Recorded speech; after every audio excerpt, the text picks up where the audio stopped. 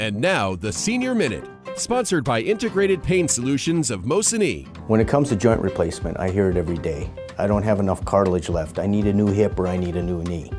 Well, I see so many people that we're able to help who've been told they don't have any cartilage at all, and they got plenty. All I gotta see is if there's a sliver left, because if there's a sliver left, we can help you. Our goal is to restore your motion, decrease the pain, and then hold on to that original equipment as long as you can. All of our therapies are non-invasive, which means you don't have to worry about infection. You know, it's all done from the outside. We don't pierce the skin. We don't do any of that stuff. It's really low key, and it feels good. The majority of what we do feels great. And we do things that treat the muscle, the ligament, the bone, the nerve, and the joint. We want to do all 5 things to get you better. All we need to do is see the MRI, see the x-rays, and do the no-cost consultation, and then we'll be able to advise you on what you should do.